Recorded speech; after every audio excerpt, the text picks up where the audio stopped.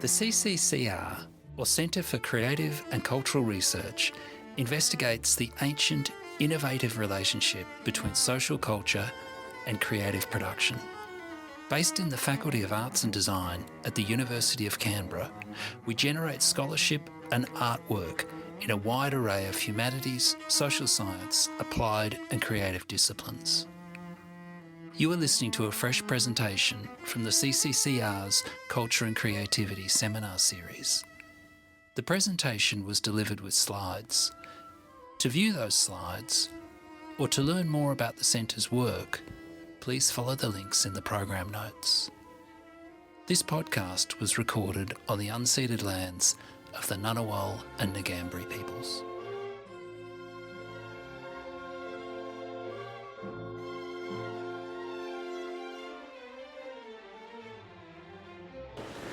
Okay, hi everybody. My name's Paul Magee. I'm the Director of the Centre for Creative and Cultural Research here in the Faculty of Arts and Design at the University of Canberra. I want to start by acknowledging that we are on the lands of the Ngunnawal and Ngambri people, to pay my respects to all Aboriginal people present and all Aboriginal people in the past as well, whose presence remains on this land. Just recently I learnt that word Canberra that we have actually derives from something more like Angbara.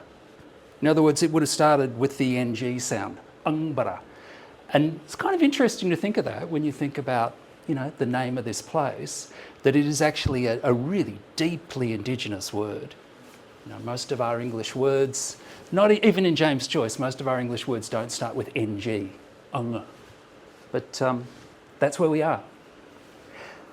Okay. Now, usually I would introduce the speaker at this point and then vacate the rostrum, but I'm actually the speaker today. So, just to give a brief introduction to myself, my most recent book was titled Suddenness and the Composition of Poetic Thought. It was published in the Rowman and Littlefield Performance Philosophy series in 2022, and I have a book of poetry called Later Unearthed that will be published in April this year by Puncher and Watman. And like I said, I'm the director here of the Centre for Creative and Cultural Research. Okay, James Joyce's Finnegan's Wake. Now, some of you will be familiar with this work. Many of you, I imagine, not. So I'm going to read a little bit of it, just to open things up. Now, what you have to understand at this point in the book, on page 474, is that a giant is asleep across about 2/3 of the length of Ireland. Okay? That giant is asleep, and them four horsemen on their apocalypse, Norrie, Soothbys, Yates and Wilkes, are planning a mission to go out and see that giant. And shortly they're going to conduct a séance over his slumbering form across, 3/4 of the length of Ireland there. So the passage I'm going to read has them arrive and they come upon his sleeping form. To lift them they did, senators four, by the first quaint skreek of the gloaming, and they hopped it up the mountainy molehill, traversing climbs of old times gone by, of the days not worth remembering, inventing some excuse-thems, any sort, having a 7-ply sweat of night blues moist upon them. Fifi, Fofo, Forchfa, Agala, Jishi, Palula, Uri Dimini. Afeared themselves were to wonder at the class of a crossroads puzzler he would likely be, length by breadth nonplussing his thickness, ells upon ells of him, making so many square yards of him, one half of him in Con's half, but the whole of him nevertheless in Owen Moore's 5/4. There would he lay till they would him descry, spancelled down upon a blossomy bed, at one foul stretch, amongst the daffy-down-dillies, the flowers of narcosis forfettering his footlights, a halo hedge of wild spuds hovering over him, epicures waltzing with garden fillers, Puritan shoots advancing to Arran chiefs, Fofo, the meteor pulp of him, the seamless rainbow peel, ugala, his belly void of nebulose, with his neverstop navel, palula, and his veins showing melanite phosphor, his cream to custard comet's hair, and his asteroid knuckles, ribs, and members, uredimini, his electrolitiginous twisted entrails belt. This paper explores the idea that even though the language of James Joyce's Finnegan's Wake is extremely idiosyncratic, that characterisation only applies to the work's vocabulary, for its relation to English grammar is normative. The observation is common among commentators, though it often comes with a note of surprise. In a 1964 issue of Centennial Review, F.G. Anseko wrote that, quote, "The amazing thing about the book is not how wild its syntax is, but on the contrary, how conservative it is, considering the oneric experiences Joyce wants to convey. There is no grammatical nihilism in Joyce." And Seko's comments echo, but seem not to have been influenced by, Clive Hart's earlier and now well-known treatment of the matter. Beneath the massive superstructure of interwoven motifs, there is a fundamental syntactical clarity and simplicity. So much so, indeed, that compared with the radical literary experiments of the 1920s and 30s, Finnegan's Wake is almost conventional in its style. Joyce makes no attempt to dispense with clause structure, as do Gertrude Stein, Eugene Jolis, or the Dadaists. Okay, so we have a tradition of commentators noticing that even though this book is renowned as one of the strangest and most experimental books ever written, these commentators are noticing that actually the syntax is quite normal. It's quite, standard from what you would expect from an English sentence. And just to clarify for anyone who's not across these sort of distinctions, syntax is a member of the broader category, which is grammar. So grammar is how you join the various words together in a language so as to convey meaning. The grammar articulates the relations of meaning between the words. Now, that can occur through the endings of the words, as in a language like German or Russian, for instance, where you change the ending on the word, the inflection, as it's known, to indicate the part of speech.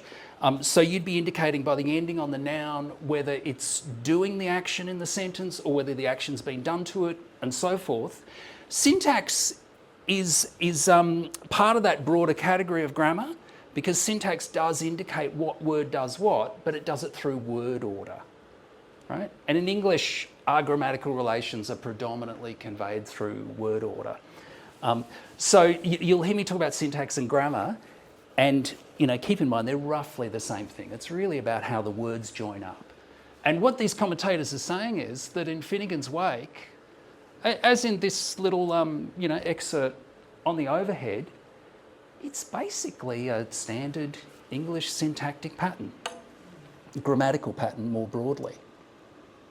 Now, there's many other commentators I could cite on this, and the broader point I want to make is there's something really fascinating here, because the book is renowned as being so experimental and strange and even revolutionary. And you have people like Jacques Lacan, the famous French philosopher and psychoanalyst, making claims like this: Joyce wrote it in such a way that the English language no longer exists.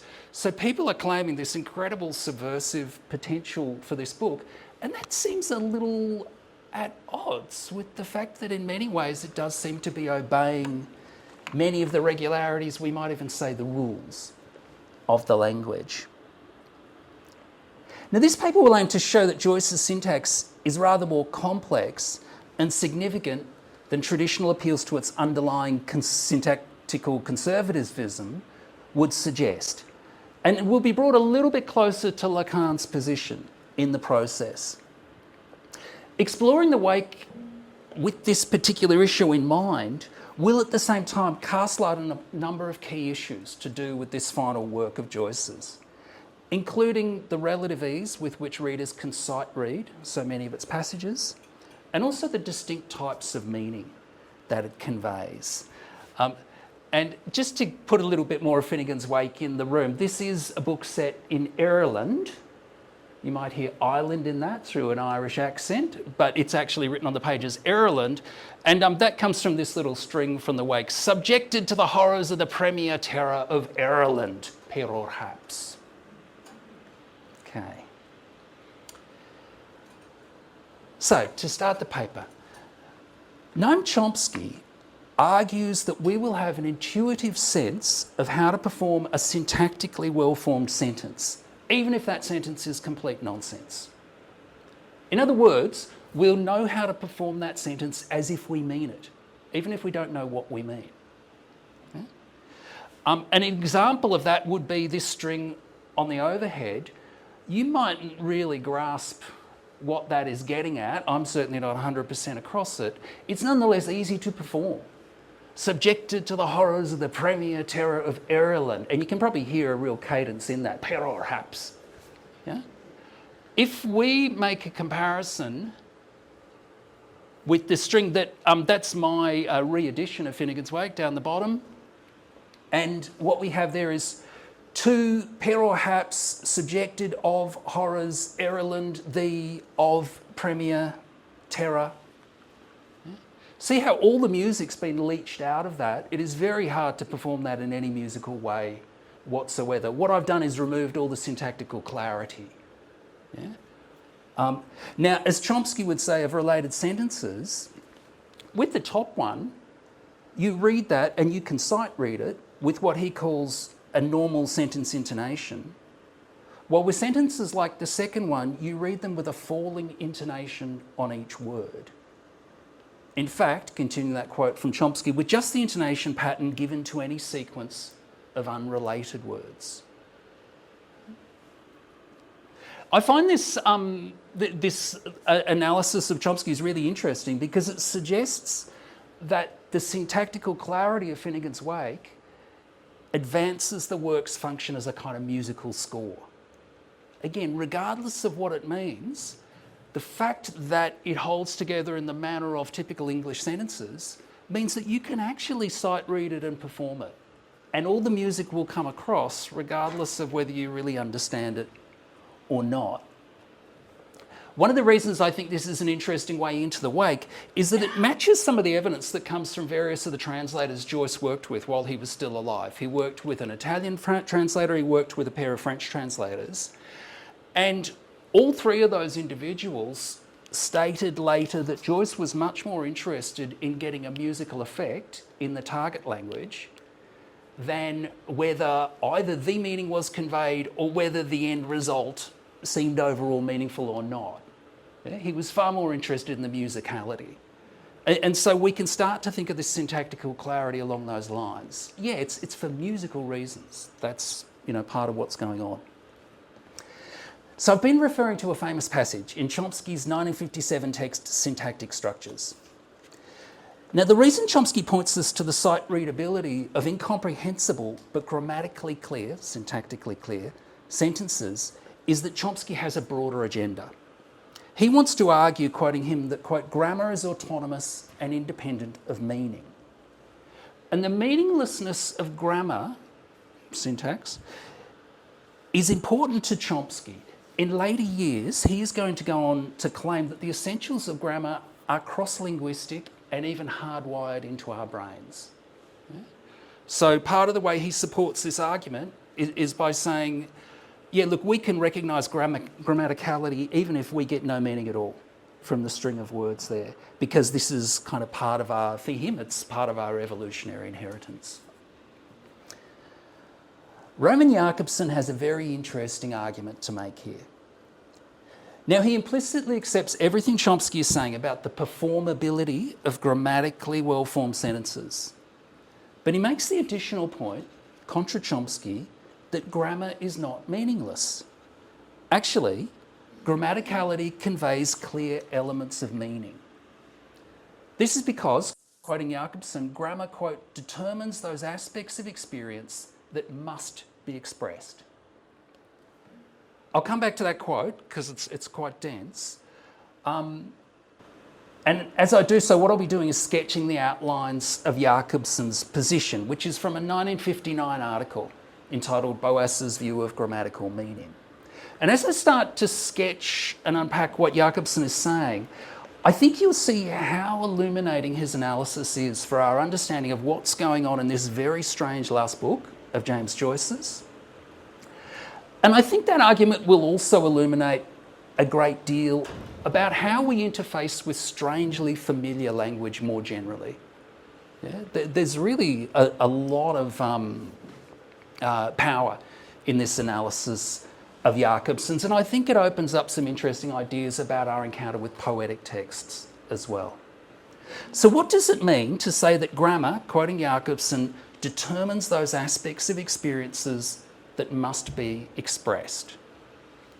In English, we cannot use a noun without simultaneously conveying whether it is singular or plural.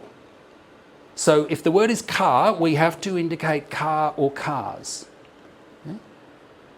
There's no way around that. We will be conveying that information when we use that word. When it comes to any fuller context, say when we get to the level of a phrase or a clause, we have to make clear whether we're referring to a definite car or a set of cars or even the general category of all cars or not. So for instance, we might have a sentence like, he likes the car, or it could be he likes the cars, he likes a car, he likes some cars, he likes cars. Number and definiteness are, quote, aspects of experience that must be expressed whenever you use a noun in an English clause. Now, you don't have to indicate any of these things when you use a noun in a clause in standard Chinese, Mandarin. You can convey them lexically, you can draw on other features of the language to convey those distinctions, but you don't have to make those distinctions clear in Mandarin. Okay? There are aspects of experience that don't have to be expressed, but in English they have to. If you're going to use a noun, you actually have to make clear, singular or plural, definite, indefinite, general or not. Now, Jakobson's point, contra his former student Chomsky, whose theoretical edifice he's demolishing with this argument, Jakobson's point is that because grammar, quote, determines those aspects of experience that must be expressed, any grammatically formed string of words will necessarily convey elements of meaning. It'll be different in each language because each element of the grammatical code will insist upon certain aspects of experience being expressed, but nonetheless it'll be there. To really illuminate this argument, let me quote another passage from Finnegan's Wake, and I'll show you how this sort of thing actually, how the tyres hit the road. I am a worker, a tombstone mason, anxious to police everybody's and jolly glad when Christmas comes here's once a year. You are a poor joist, unto us to police nope bobbies and tunny belly solly when 'tis time to go home. Gin. We cannot say eye to eye. We cannot smile nose from nose. Still, one cannot help noticing that rather more than half of the lines run north-south in the Nemzis and Bucharest directions, while the others go west-east in search from Malazais with Bulgarad. For tiny tot though it looks when struck-listening alongside other incunabula, it has its cardinal points for all that. Now, following Jakobson's lead, we might claim, for instance, that even if this word Averyberries defeats us as to its meaning, we can still be confident encountering it in this 95% English context. It's a quote from a commentator. We can still be confident that it is an entity, and there must be more than one of them, because there are aspects of experience that have to be expressed in English when you put something in a noun position. What's more, we can tell we're not dealing with a proper noun here, for that would have to be indicated with an initial capital. In like fashion, even if the word poor joist, encountered in you are a poor joist, were to confuse us as to its meaning, we'd still know that we're dealing with an entity, but not a proper noun, and just one rather than a group of them. At the same time, that grammatical meaning of singularity would flow back to the you at the start of that clause, clarifying that it too refers to a singular rather than a plural subject. Likewise, whatever its dictionary meaning, tunny belly would clearly be seen from the ly inflection and place immediately prior to another ly inflected word, it would clearly be seen to be an adverbial modifier, giving force to the way in which the you in question is being solely. All of which underlines Jakobson's Boasian point. Any difference of grammatical categories carries semantic information. So as we're reading this, what I'm suggesting is we are actually, even if we're totally bamboozled by it, we're spotting the nouns, we're spotting the adverbs, we're spotting the verbs. Yeah? And aspects of experience have to be conveyed by them, because to make something recognisable as a noun, you have to put it in a format where you're indicating whether it's singular or plural, where you're indicating if it's definite or not. Likewise with adverbs, likewise with adjectives. Jakobson's intervention, I'm suggesting, helps us to understand why we so frequently feel we've gained a smattering of what is going on in any given Wakian sentence. Even as the meaning of specific lexical items like nope, bobbies and tunny belly elude us. So these are the ghostly smatterings of meaning that I was alluding to in my title. Because it's grammatical, it's not meaningless. It conveys all of these meanings, but they're in this kind of generalised, hazy sort of sense. And we struggle as readers to try and, find a way to put Avery-Berries into some sort of meaning, but whatever meaning we put it in, we carry this sense that, it's a thing. Yeah? It's not an action. It's not a verbal action. It's a thing. Okay. So what I'm saying is, to recap where we've got so far, grammatically clear utterances, syntactically well-formed sentences, as the Joycean commentators call them, they bring a kind of performability to them, a clarity of musical cadence. That'd be one reason Joyce is drawn to them. But they also index broad realms of experience, even if we don't understand the specifics. Yeah? Even if we don't know what noun, verb or adjective actually mean as terms, we nonetheless know what they are because we speak with them every day, and we get a sense of those broad kind of categories of meaning. Now, what I want to suggest is that this kind of analysis, it can provide a way into the wake, and it can help us to understand some of our enjoyment, if you do enjoy it, of this extraordinary, inscrutable text. But it can also open inroads into a whole lot of other literary and other forms of text. So, for instance, the Scroobius Pip went out one day when the grass was green and the sky was grey. Yeah, a bit of Edmund Lear. I have no idea what Scroobius is, but I can tell there's only one of them, because that information has to be conveyed when you use a noun phrase in English. Yeah? The grammar necessarily, as Jakobson says, has to be clear about certain aspects of experience. Or we might move to Lewis Carroll's Jabberwocky. 'Twas brillig and the slivy toves did gyre and gimble in the wabe. Or mimsy were the borogoves, and the mome raffs outgrabe. Now, and I think, again, it should be clear the kind of point I'm trying to make. In some ways, I have to use a convoluted and technical language for it. But as you read Jabberwocky there, the first stanza, you get a very clear sense of what are the things, what are the description, the describing words, what are the verbs. In fact, you get a much clearer sense than when you're reading a totally comprehensible English sentence. Yeah?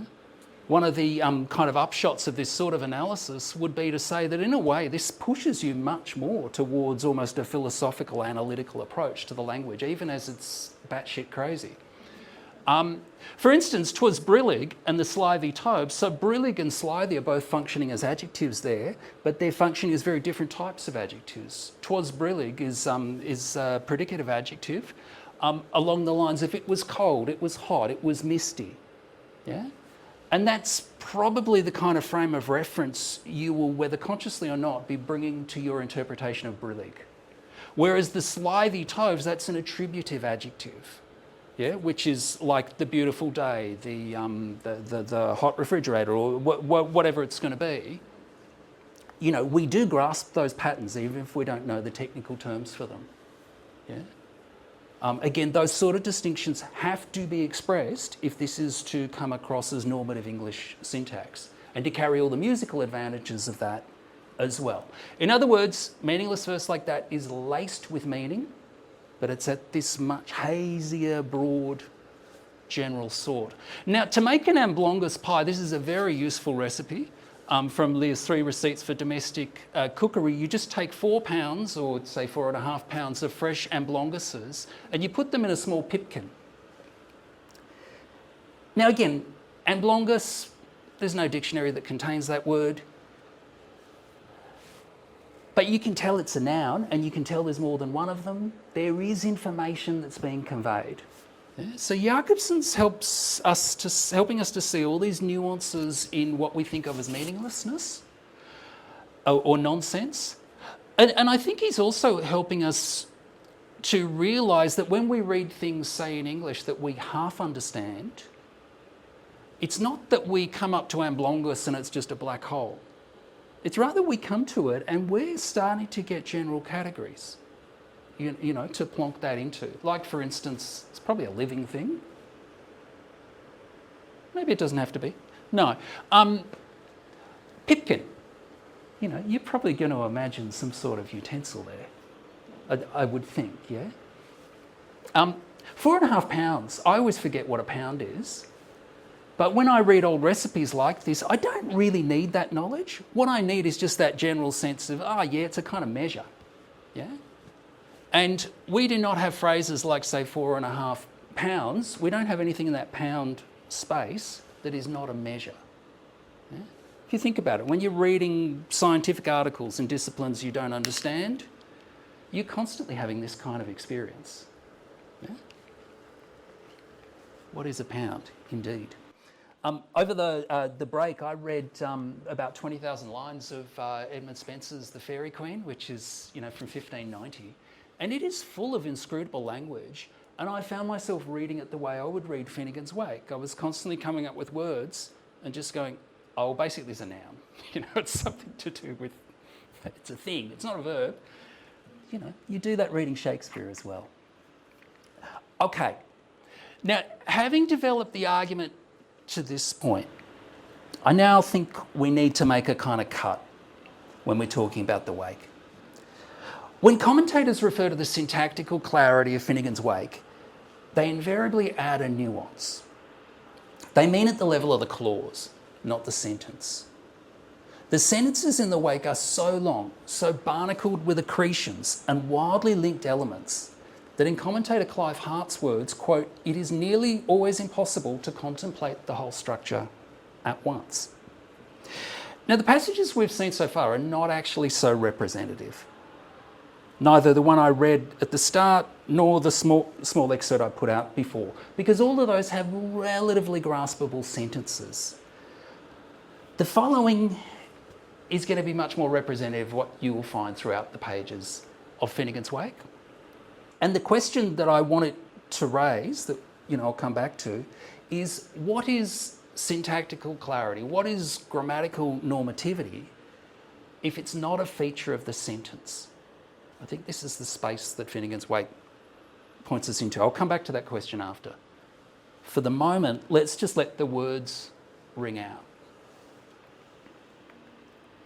If the proverbial bishop of our holy and undivided with this me ken or no me ken zot is the quiz tune, Havermashed had his 2 nails on the head, we are in for a sequentiality of improbable possibles, though possibly nobody, after having grubbed up a lock of cold corn above his subject, probably in Aristoteles or the Bible, will go out of his way to applaud him on the unbiased back of his remark. For utterly impossible as are all these events, they are probably as like those which may have taken place as any others which never took person at all are ever likely to be. Now, my thesis, continuing the voice of the passage, no. My thesis is that whatever fundamental syntactical clarity and simplicity, to use Clive Hart's phrase, whatever fundamental syntactical clarity we find in a sentence like this will not be at the global level of the overall sentence. At that global level, it is like encountering a florid psychosis. It is impossible to parse. Rather, it will be an island affair, focused on short, impressionistically linked phrases. For instance, the proverbial bishop of our holy and undivided. Zot is the question. Had his 2 nails on the head. We are in for a, though possibly nobody, probably in Aristoteles or the Bible, will go out of his way. When we read it that way and focus just on these islands of performability and clarity, I think we see that that is really where the syntax and more broadly the grammar is normative. And this is a much more representative passage of Finnegan's Wake than the ones I've shown you so far. Really, when you look closely at the text, it disaggregates into a kind of congeries of phrases. And these are where the chief clarities of syntax, meaning and prosody cluster in the Wake. Yeah? At the level of the sentence, like say with this, with the sentences I read earlier, you can find beautiful cadences that stretch across the whole sentence, across the whole syntactic frame. Let's say you're reading the first few lines here. If the proverbial bishop of our holy and undivided had his 2 nails on the head, you can kind of make that sound smooth. But once you have to have Zot is the quiz tune in the middle of it, well, for a start, you're going to read that and you're going to think, Zot is the quiz tune, question? Or Zot is the quiz tune, statement. Yeah, you've got that confusion in your head as to whether you're going to give it a propositional intonation or a questioning intonation, because your pitch will go in a different direction in either case. And you're just getting bamboozled and losing your musical place. Yeah? And it happens again and again over any long sentence in the Wake, which is most of the sentences. So what I'm suggesting is that the language, I think disaggregate is a good word for it, into these kind of clusters of meaningfulness, which include performability. They go hand in hand. And the really fascinating thing here is that the features of syntactical clarity that we've explored so far pertain to these individual elements just as much, which is to say they're all more or less readily performable, and each of the things I've got in bold entail aspects of experience that must be expressed. To take this idea over from Jakobson's articulation of the meaningfulness of grammar. I'll focus in on one of them as a way of making this clearer. And by the way, this is just the ones that make sense to me. Someone else will come at this text and they'll find a different kind of set of, clusterings of stuff where they think, oh yeah, that's kind of the language I speak, but I certainly don't speak like this at the overall level, I hope. Take this one, we are in for a. Yeah? We are in for a. You might schematically present that as X is R am in for a Y. Yeah? Like we're in for a catastrophic time. We're in for a surprise. That's probably the most common version of this. You are in for a surprise. He is in for a surprise. They are in for a surprise, and so forth. This is a very common idiom, yeah, in the English language. Now, to use it felicitously, to use it in such a way that you'll be seen to be, let's say, a good native speaker, there are aspects of experience that must be expressed.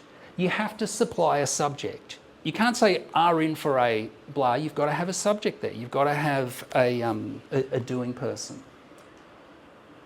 You're also forced by the exigencies of the language to indicate that subject's number and definiteness, just like with any noun phrase. There's also a whole lot of things that have to be expressed about the back end of the phrase, where Joyce has the word sequentiality. I mean, you start to see this when you get the phrase wrong. Like, I'll give you some versions of it which would be regarded as infelicitous. We are in for a Putin. Yeah, it just doesn't quite sound right. It almost does, yeah? But this is where I think it gets really interesting, because we can imagine, let's say, a poetic use of language where you would do just that. You get into that it almost works space, and this is actually totally where this paper is heading. Yeah? But just for the moment, they are in for the fright. If I say that, again, it sounds like I'm not a native speaker. They are in for a fright. Yeah? The aspect of experience that has to be expressed by this idiom has to do with an indefinite quantity, an indefinite kind of event, yeah? Or an indefinite set of events. It can't be definite. It can't have the there. They are in for the surprise, ba-ba, yeah? Whereas they are in for a surprise sounds right. So again, that little idiom has a kind of mini grammar that pertains to it because it indexes aspects of experience that have to be expressed. You are in for surprise. You know, it doesn't work with that general use of a noun. It has to be a surprise.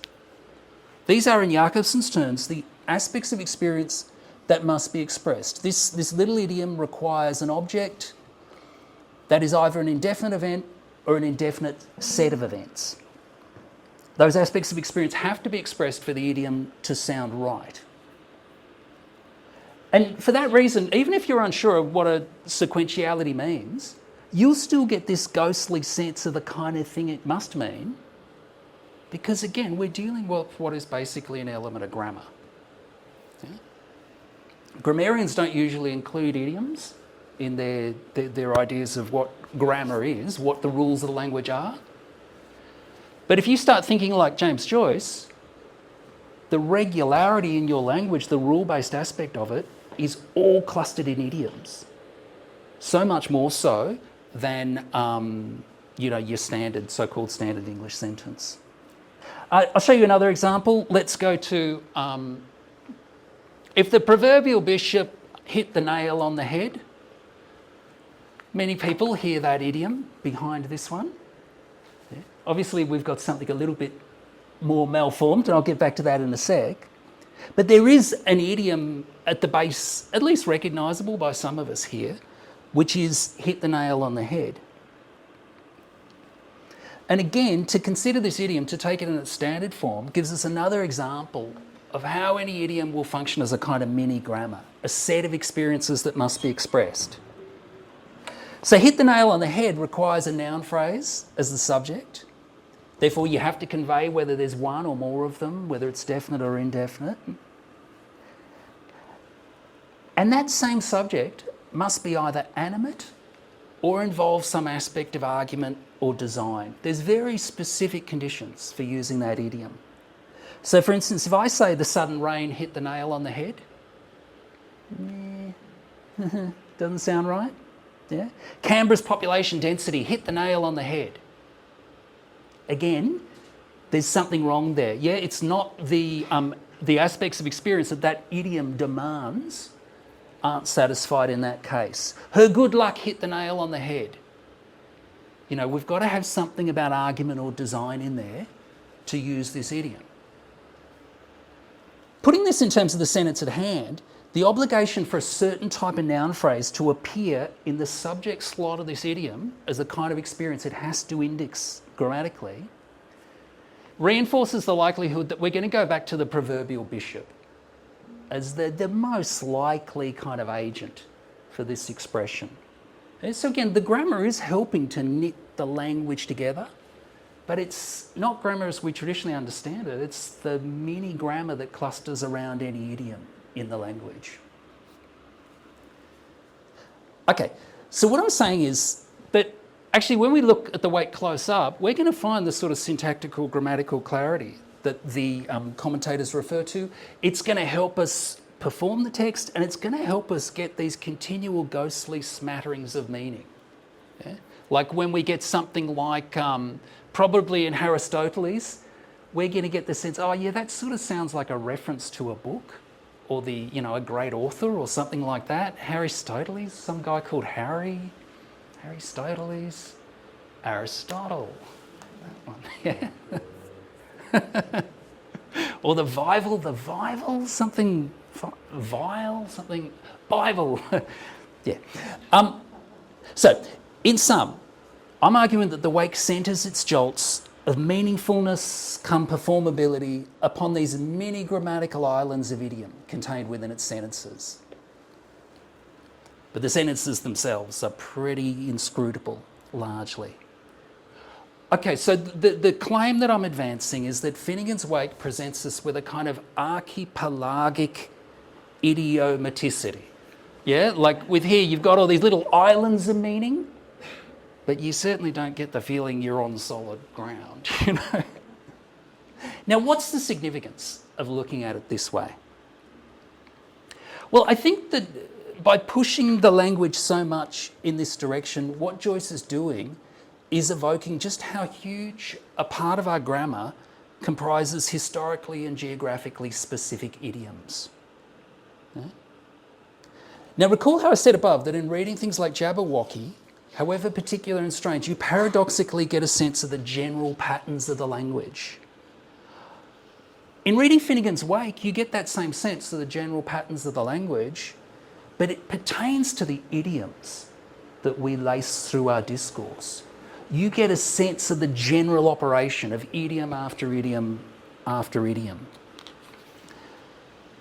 You get this sense, and again, it's not really of a specific person speaking, but rather of a set of specific ways of speaking.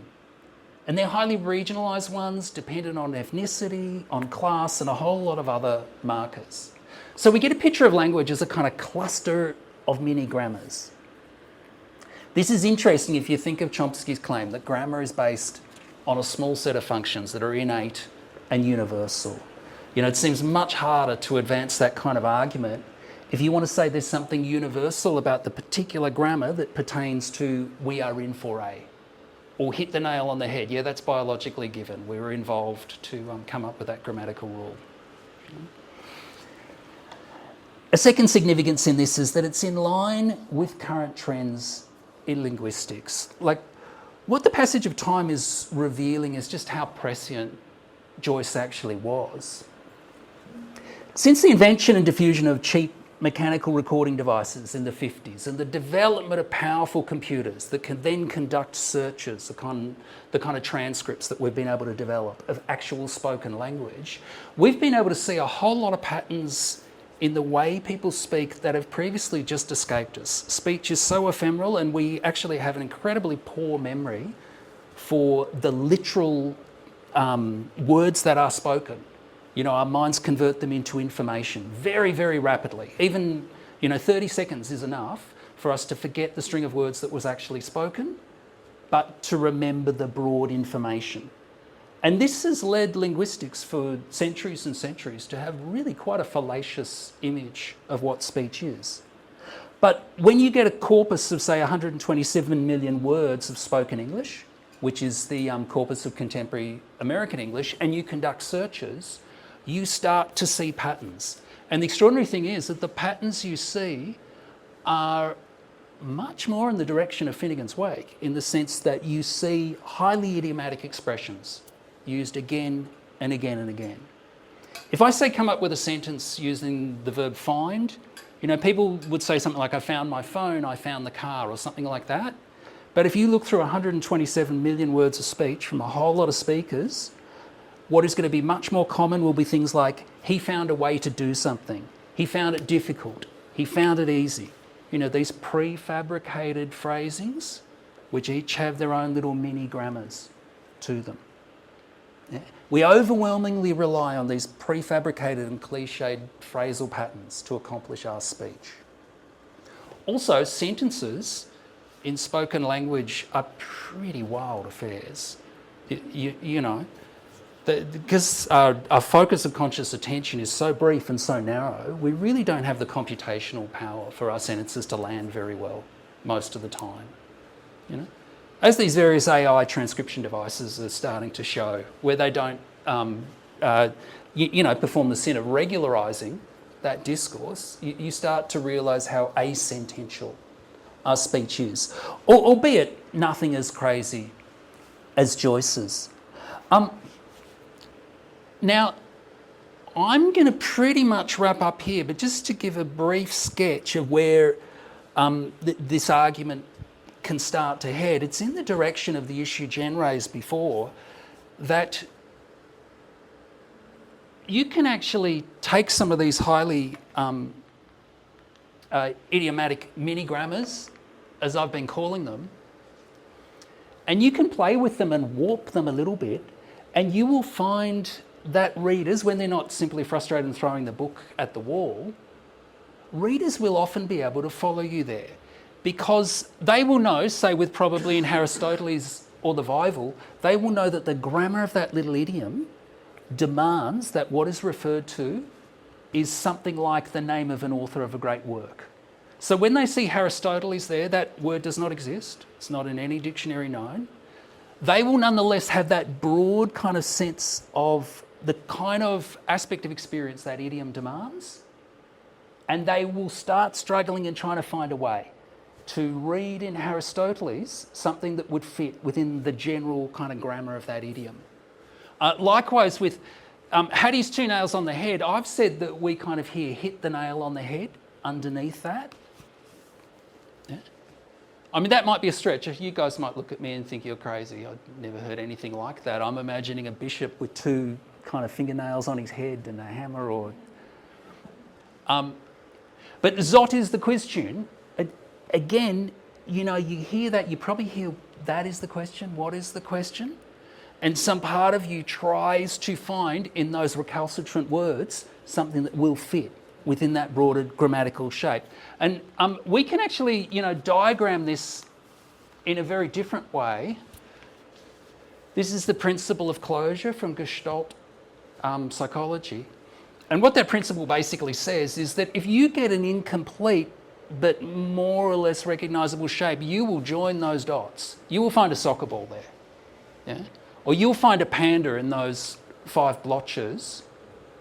And what I'm trying to argue is that something similar happens with all of these idioms, because, yeah, Joyce gives us kind of syntactical clarity, but he malforms those mini-grammars again and again and again. And I think actually Joyce, much more than most writers, does so in such an extreme way that the process becomes more apparent to us. You know, what we often kind of let slide and don't really notice. In Joyce, you know that some part of you is desperately struggling to impose a grammar on this recalcitrant phenomena coming at you. I'm going to open up the floor. Again, I'm just going to step back and be the compere now. I'm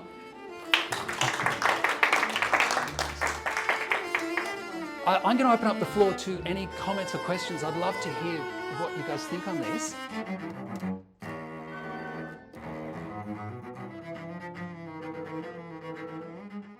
That was amazing. Thank you. Thank you.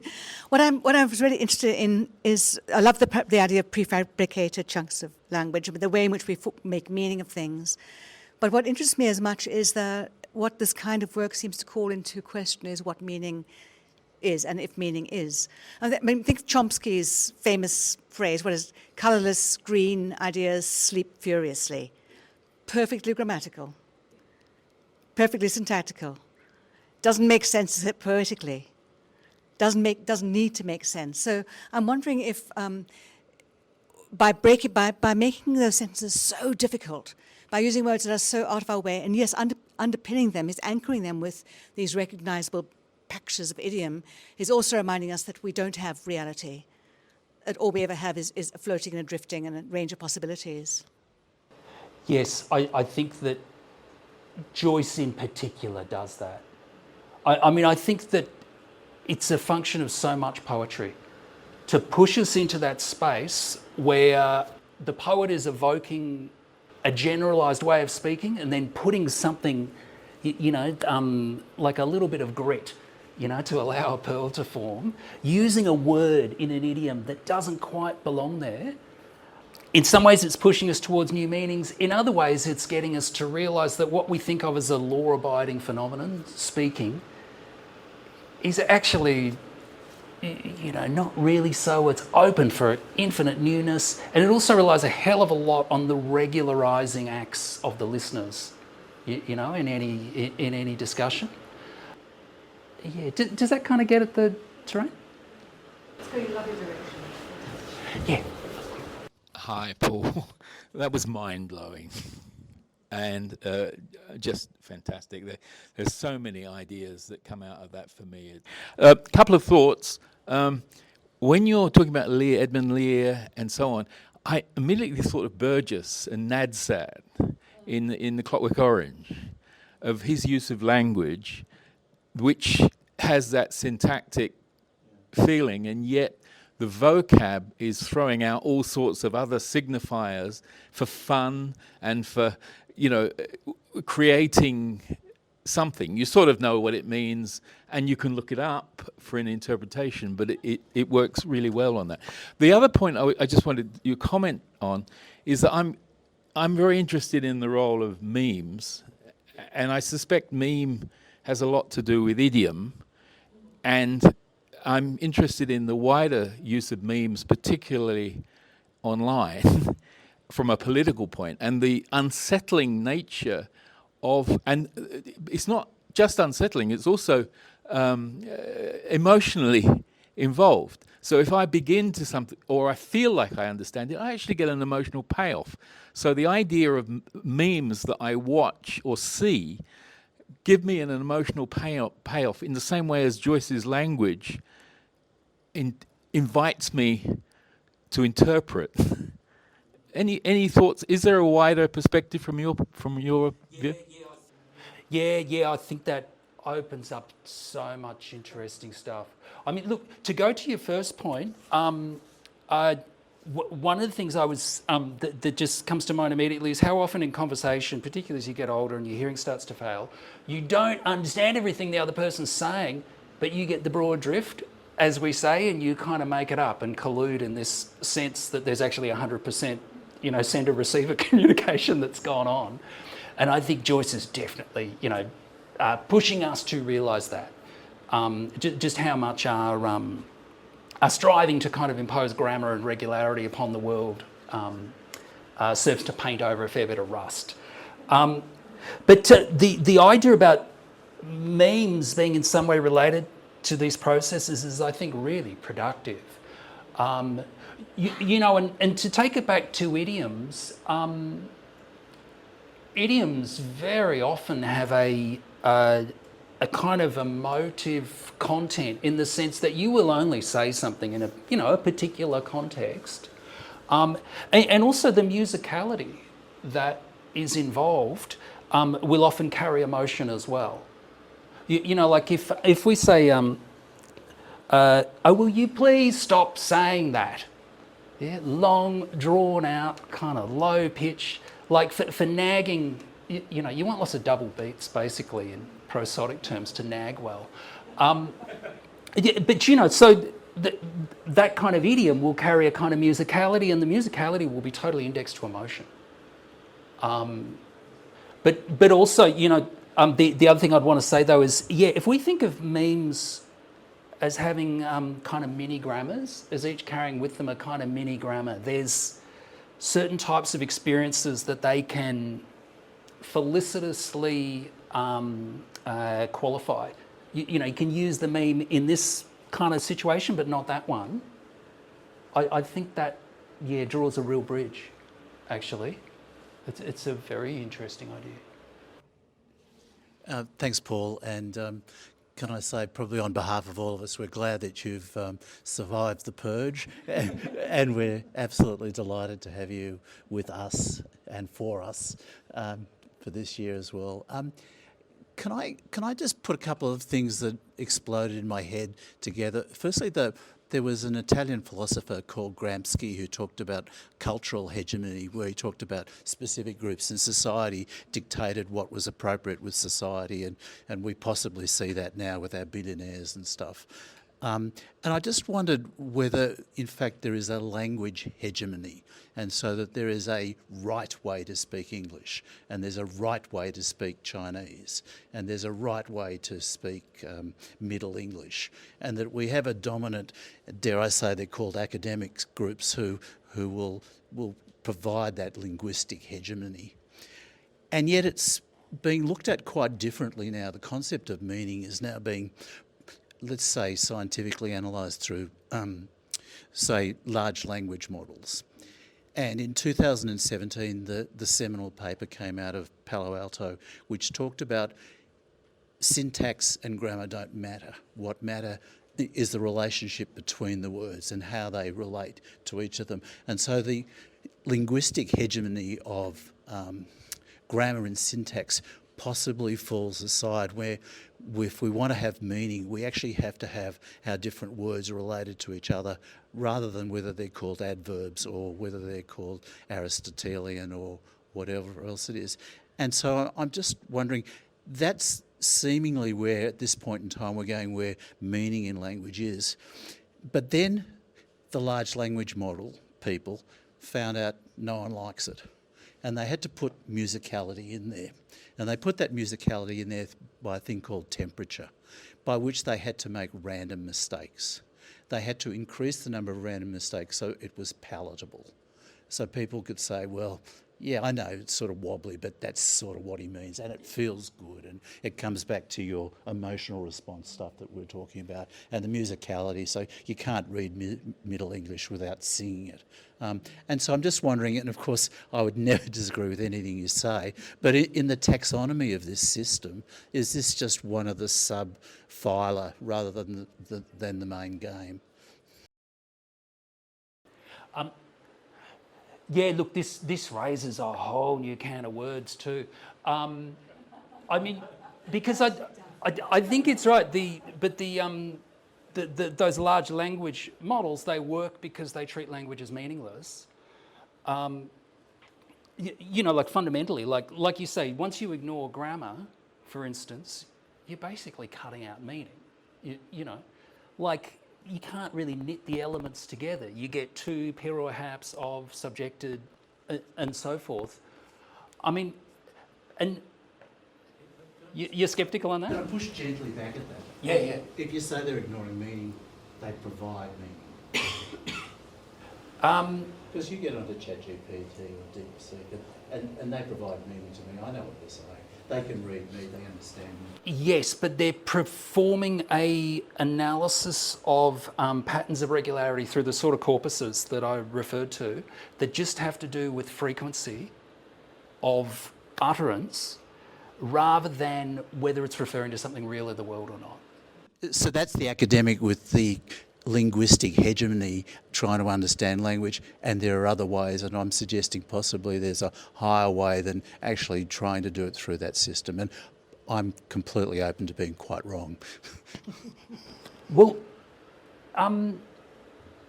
yeah, let me put it another way then. It seems that one of the fundamental issues that those language learning models are going to keep coming up against is that all of their reference is to the other elements in the system, to the other words, the other things that are being spoken. They don't have a purview of the things that cannot be said. Yeah? So that they're across the regularities in, let's say it's English language, but what they're not across is all the phenomena we don't yet have words for. Yeah? Because they're based on the regularities in what's currently codified. But we as human beings constantly are bumping up against things we don't have words for. Yeah, like even that, I don't know what the word for that is. Someone could invent one if you want. Or even that weird sound that it's making as I'm doing this. I don't know what the word for that is, but I'm capable of recognising I lack a word, which is to say I can engage in that poetic act of trying to muck around with the language to come up with a new word for it.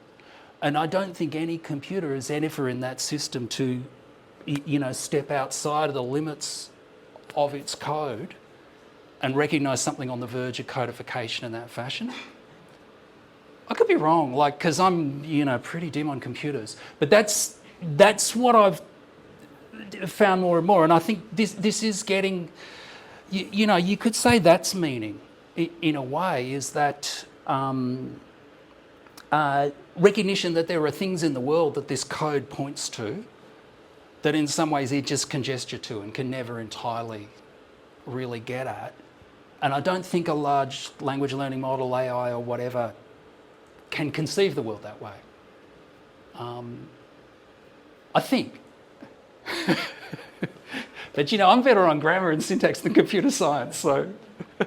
You mentioned errors, and you mentioned the large language models needing to reintroduce errors.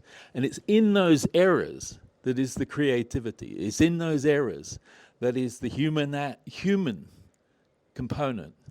And yeah, I was a programmer, I know how to introduce errors into programs, but it's not that sort of thing. It's a sort of knowledgeable error. It's a recognition error.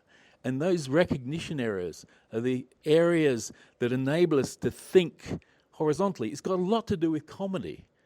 If you listen to Robin Williams is about associating things that don't normally get associated with, or indeed giving you surprises in the language. And those surprises in the language is what is missing in a large language model at the moment. When it does surprise us, and it's capable of doing it, it won't be human. Well, I would think, any computer can put together two things we wouldn't normally associate. Like it would come up with some algorithm and go, oh yeah, those words don't usually go together, so let's put them together. But what I don't think it can do is have a glimmering sense that certain of those incongruous juxtapositions might actually name something we don't have a word for yet. Yeah, it can definitely make errors, but can it make errors that are on the verge of being meaningful? That's probably what I'm... I asked Claude, which is from Claude Shannon, who's the father of the... It's named after Shannon. Claude Shannon, yeah. Oh, I didn't realise that. Yeah, and so I just asked it to respond to your title today, and in the same thing. And this is what I came out with in terms of... So I asked it to... and it comes out through the hollow spiral of his mind womb, churning cosmic fog and star stuff, while the tick-tock bellyache moon dances around his ever-whirled thoughts like sea foam, and on it goes. And so I'd like to suggest that it may not be exactly there, but it does feel familiar. For me, it's like the Audi version. It's sort of it's been regularized in certain ways, like emotionally, prosodically. I mean, the prosody question really interests me because all of the computer-generated poetry I've heard certainly has prosody. It's capable of sounding musical, but it doesn't have a kind of gestural prosody. It doesn't. It doesn't work in an analog fashion to kind of gesture at things. It's much more mechanical, I guess. It doesn't have the grain of the voice that bothers you. The grain of the voice, like when you look at a painting and you can see the hand that's performed the action to make that gesture, that sort of stuff is what I keep finding lacking in AI poetry. Not that I'm a huge reader of it. Riley. Yes, so my question is not about AI, if that's okay. But in terms of you kind of talking about this, well, I'm going to call it a grammatical framework, right? I guess what kind of stood out to me when looking at those passages was the nonsense really felt like the familiarity I almost felt wasn't simply just because of the grammar, but there also seemed to be a tie of like the words themselves. And I wonder whether you think or find or how you would reflect on the idea that perhaps within James Joyce's work, or perhaps other works as well, that sort of the nonsense language, like the specific words that are used, might hold... Like, you know how sometimes when we're describing things, we'll make up words. And I wonder whether this kind of brings the opportunity. It's like almost like the framework of grammar gives space to be able to like create new appropriate language for like the ways that the ways that like a story is being written, if that makes sense. Yeah, and I think it's integral to that creativity. And what I'd probably say too, like, I don't really believe in grammar. I think there's aspirations towards grammaticality, or even might be better to say a compulsion to impose grammar on phenomena is probably what I would say the actual phenomenon we're dealing with is. And I think that's why we collude in this collective hegemonic delusion that we all understand each other, because those, desires to obey that kind of law of closure and Gestalt psychology kind of pervade our communication, not just visually. I think that's what a lot, is holding a lot of the fabric together. But it's also why there is so much error from some more formalistic viewpoint that we can draw creatively upon to actually make stories and make poems. But in general, I would say that, the strangeness and the originality of language works because there is so much of a aspiration towards regularity for us to work against. And that's where the creativity comes in, I think. I think it's integral to the formation of new words, phrases, and even new elements of grammar themselves. Yeah, Alex here. Just a quick question building on that about onomatopoeia, if you could actually expand on that, because so many of us make up words, sounds. We make sounds that sound like they should be a word. And onomatopoeia is such a profound thing that, yeah. Sorry, I guess what I was thinking about in that way is when we do make up things like that, there seems to be sort of a shared, when something sounds sort of right versus when something clangs, and that's like within the actual construction of words themselves. Yeah. Which brings up musicality. Yes, yeah, exactly, yes. Yeah, no, this is all great stuff. Yeah. Paul, hi Paul, that was great, thank you. I just wanted to ask a craft question, just to take it out of some of these zones. How has all of this deepened the meaning for yourself as a poet? How does it work for you? Was it difficult at the beginning? Is it now very clear to you, or is it always something that helps you in different ways? How do you use it, basically? I guess is what I'm saying. Yeah, thank you. I wrote a part of a poem once that began losing my face while reading Finnegan's Wake. I find this text, if you can bear to persist with it, because it is on many levels kind of unreadable, but if you can bear, there's exquisite pleasures there as well. And after a while, it starts to really discombobulate. And the self, who is presumably you reading it, you start to realise just how much of your sense of regularity in the world around you and yourself is based on a fantasy of clear communication and the like, to speak in terms of hegemony again. And I find that really powerful creatively. So I guess I read it as a reminder of the sorts of things we like to forget. It will often accompany me in an editing process. In the same way that I'll stay very close to my dreams and I'll try and record them when I'm writing or editing poetry, because again, they push us into that space where we lose our faces and we find all those other communications that are kind of pouring through us emerge. I just wonder, in terms of you, talking about how you've engaged with the text, do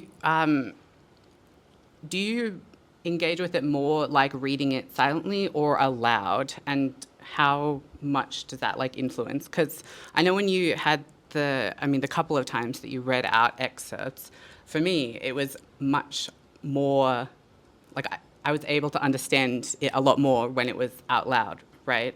And you can see how, it reminded me of sentences such as I'm speaking now. I keep cutting myself off, right? I was like, yes, there's a familiarity there to actual language, whereas I could see how it might be much more difficult to actually find a way in when you're only reading it silently. It does. My most enjoyable engagement with this text is to perform it.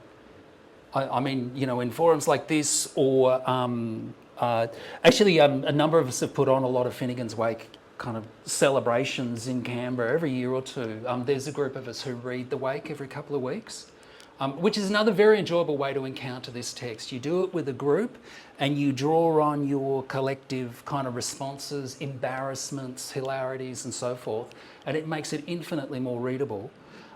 It's super enjoyable to perform, but to perform it, you've got to kind of bow the score, as you know the violinist would say. You've got to go through it beforehand and really work out where the pauses are going to be. Typically, you want to find sort of 5 to 6 word points of breakage where you're going to kind of pause, because that'll roughly convey the way meaning works in the text. Because if you try and read it just as coherent sentences, you know, it's not fun. But if you bow the score like that and even relineate it in, say, 5, 6, 7 word chunks, suddenly something starts to come out. You know, there's almost a kind of poetic lineation implicit within it. Look, there's a very good Jim McGovern recording. There's 2 good recordings now available. But yeah, it's much more fun when you've got a real speaker, because you also, when someone's performing it, I've performed these passages a lot, but with other passages, I'll muck them up, or I'll suddenly blush red, because Joyce is full of obscenity and full of perversion. You know, and that's really good to get live. And we see your innocence. Rarely on display, but it's there, you know, it's somewhere deep down.